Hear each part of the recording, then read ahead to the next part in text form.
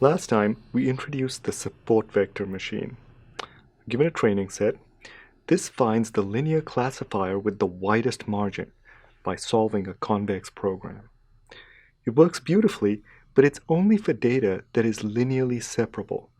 That is, data for which there truly is a linear classifier that perfectly separates the pluses from the minuses.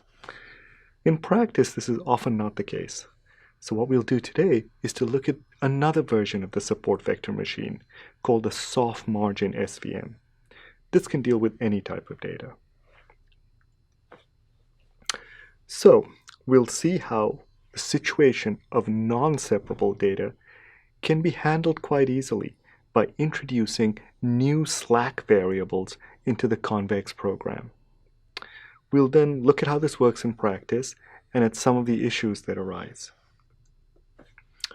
Okay, so here is the situation from last time. We have a data set, a training data set of n points, x1 through xn, and each point has a label, y1 through yn. These are +1 or -1. It's a binary classification task. The support vector machine finds a linear classifier by solving a convex program, this program over here. So it looks for a linear classifier given by a vector w and an offset b.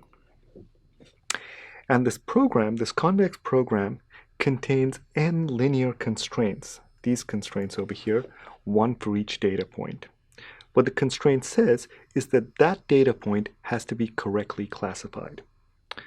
Now, subject to these constraints, the program additionally wants to find the classifier that has the widest margin. And as we saw, this is the same as minimizing the length of w, or equivalently, the squared length of w. Okay. Now, this is a convex program, which means that it can be solved efficiently. And there are packages that will just do this for us. We don't have to worry about the algorithmics behind it. Moreover, the solution, the w that arises in the end, is of a very nice form. It's a linear combination of the data points, of the xi's, and moreover, this linear combination only uses some of the data points, the ones that happen to lie exactly on the margin. These are the support vectors. Okay.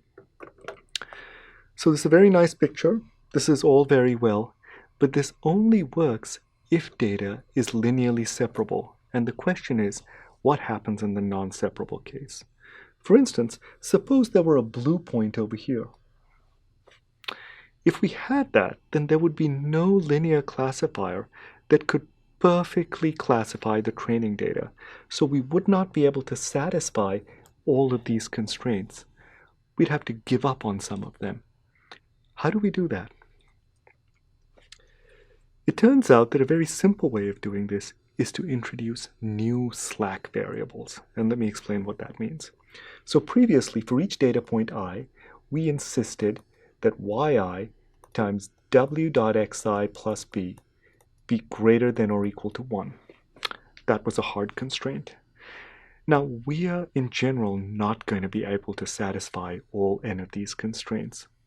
So what we'll do is we'll allow some of these constraints to be violated, and we will introduce a new slack variable, psi sub I. This is the Greek letter psi.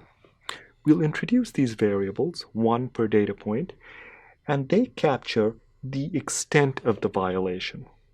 Okay, so for data point I, we would ideally like y times w.x plus b to be greater than or equal to 1. But we'll allow it to be violated, and psi sub I tells us how large of a violation we have on that particular point. Now, the thing we want to minimize is the same thing as before, w squared, because we want a wide margin. But at the same time, we want to make sure that too many constraints aren't violated. So we also add in the sum of the psi i's, the overall extent to which the constraints are violated. Okay. So to understand these slack variables a little bit more, let's look at this picture. Okay, so here we have a decision boundary, w.x plus b equals 0. The margin on this side is w.x plus b equals 1. And the parallel hyperplane on the other side is w dot x plus b equals -1. The margin in this case is this distance over here. And as we saw before, this distance is just 1 over the length of w. So that's all the same as last time, but what's different now is that the points aren't all exactly where we would like them to be. Okay? Look at this point, for instance. It's on the correct side of the boundary, it's on the red side of the boundary, but we want it to be to the right of this margin. And it's not. It falls a little bit short. For that particular point, we would ideally like w dot xi plus b to be greater than or equal to 1. But it's not. It's actually equal to something like 0.25. So we make up that difference using the slack variable. The slack variable on that particular point is therefore 0.75, the difference between the actual value of y times w dot x plus b and what we would like it to be. Okay? Now let's look at this point. This point is actually on the wrong side of the boundary. It's on the red side of the boundary. Okay, so it's very far from where we want it to be. We want it to be all the way there. So what is the slack variable on that? Well, there's a slack of 1 just to get to the boundary and an additional slack of about 0.5. So the slack variable on that point will be something like 1.5. Now in this picture, those are the only 2 data points on which any slack at all is used. The other ones are just fine. They're where we want them to be. And so the total amount of slack that we've used, which is the sum of these psi i's from I equals 1 to n, is in this picture just 0.75 plus 1.5, so 2.25. Okay? So let's see this at work. Okay. So this is the Winery data set from a few weeks ago. If you don't remember it, that's fine. All that matters here is that it's a 2-dimensional data set. It's got 2 classes, over here shown as red and black, and it's not linearly separable. Okay, there's no linear separator that will separate the reds and blacks. So let's see what the soft margin support vector machine does on it. Here's the result. Not too bad. Okay, it's found a reasonable boundary. The points that I've shown in bold are the support vectors.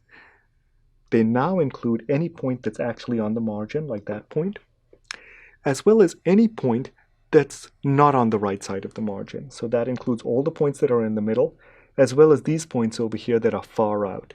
So in this picture, there are quite a lot of support vectors. Okay? But it seems to be working fairly well. Now over here, I've said that c equals 1.0.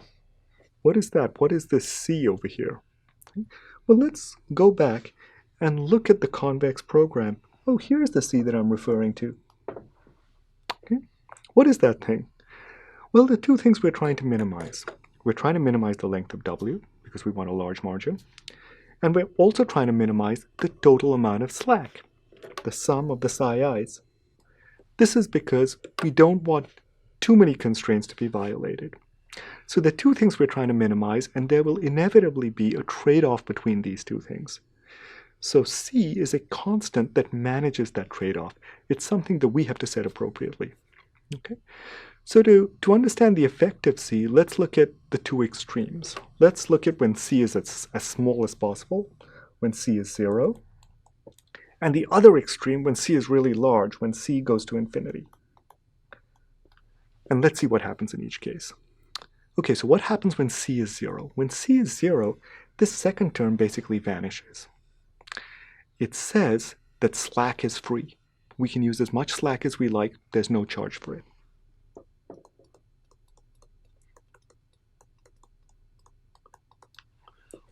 We can go ahead and violate as many constraints as we like. We can make those psi i's as large as we like. It's all free. The only thing we want to do is to minimize the length of w. So what are we going to do? We're going to set w to 0. Okay. Now let's look at the other extreme. If c equals infinity, that means that slack is infinitely expensive.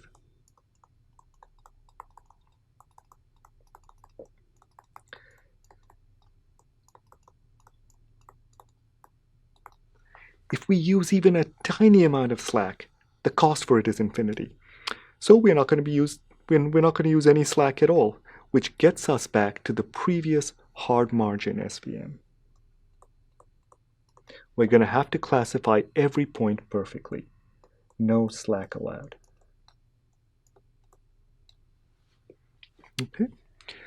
Now, of course, we're going to pick some number between these two extremes. And let's see a small example of how this pans out.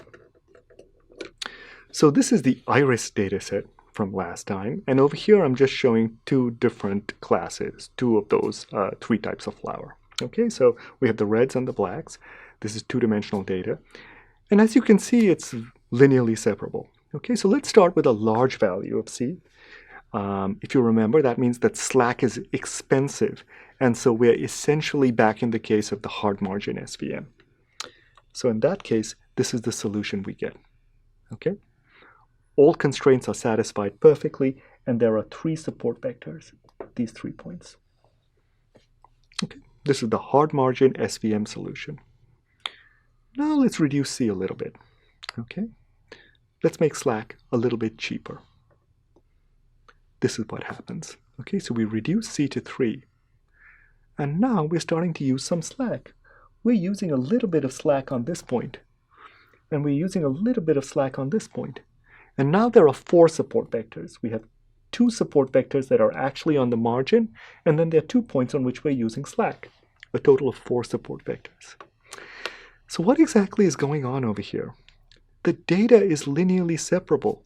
There is no need to violate any constraints. Why is it violating the constraints? Why is it doing this? And it's doing this because it's allowed to violate constraints. Slack is not too expensive. And because in doing so, it gets a wider margin. See, this is the margin we had before. And this one is slightly larger. It got a slightly larger margin. So let's reduce C a little bit more. Oh, now we're violating some more constraints. This one is violated quite a bit. What do you think the slack variable on that is? Well, it's probably something like, I don't know, the psi on that might be 0.6 roughly. Okay, quite a lot of slack on that one. And now we have 6 support vectors. Okay, we have these 6 points over here. They're all support vectors. And we have a wider margin. Let's reduce C some more. Even more support vectors, even wider margin. And wider and wider. And now all the constraints are violated. And we have a very wide margin. Okay, so this is what happens as you vary that parameter C. Now, let's look back at the sentiment data set. So if you recall, this is a data set that contains sentences that have been pulled out from reviews of products or movies or restaurants. Okay, so each data point is just one sentence, and it's been labeled as positive or negative. Is it a positive review or a negative review? Now, when we were talking about logistic regression, we were looking at this data set, and we saw that you can convert each sentence into a vector by using the bag of words representation. Okay, so each sentence is now a vector, and we have 2,500 training points and about 500 test points. Not a huge amount of data. Okay. In order to use the soft margin support vector machine on data like this, we have to decide how to set that parameter C. Okay, so let's look at the effect of different settings of C. So here I'm increasing C by orders of magnitude. Okay, and if you remember, as C gets larger, it means slack becomes more and more expensive. So slack, more expensive. When slack becomes more expensive, it means fewer and fewer constraints are violated. Okay, and as a result, the training error goes down. That explains that. And because fewer constraints are violated, the number of support vectors is also going down, if you notice over here. That's because the support vectors include the points on the margin, but also any point for which the constraint is violated. Okay, so as the number of violations is going down, it's reasonable that the number of support vectors is also shrinking. But what happens to the test error? So we had that separate test set of 500 points. The test error goes down a little bit, and then it starts to go up. So the sweet spot seems to be somewhere between 0.1 and 10, somewhere in there. Which C do we pick? How do we choose a value of C? In reality, we wouldn't have a test set that we could peek at. We just have the training set. We just have the training error. How do we pick C? As always, we would pick it using cross-validation. Okay, and let's see how that works out. So what I've done over here is to try a whole bunch of different values of C, and I've showed them over here on a log scale. Okay, so I've tried values of C that go from 1 over 1,000 to well above 1,000. Okay, and for each value of C, we have to estimate the resulting error using only the training set. The way we do that is with cross-validation, and in this case I've used 5-fold cross-validation. So there's a training set of 2,500 points. We divide it into 5 batches. Okay, so first I treat the first batch of 500 points as a test set, train on the remaining 2,000 points, and look at the error on those 500 points. Then treat the next batch of 500 points as the test set, train on the remaining 2,000 points, obtain the error on those 500 points, and so on.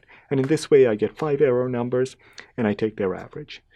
And that's how I get an error estimate for every particular value of C. Okay, so for each value of C, I do 5-fold cross-validation, and I get some error estimate. As you can see, these estimates dip quite a bit at first, and then they start going up. So which is the best value of C to use? Well, based on this cross-validation, we would pick this one right there. Okay, and that turns out to be C equals 0.32, and the resulting test error is 15.6%. Not bad at all. Okay, well that's it for today. Today we've seen the soft margin SVM, which is the form of the SVM that's typically used in practice. It's an extremely competent linear classifier. The amazing thing is that you can actually use it to go even further, to obtain boundaries that are quadratic or polynomial or beyond. And in the upcoming week, we'll see how to do this. See you later.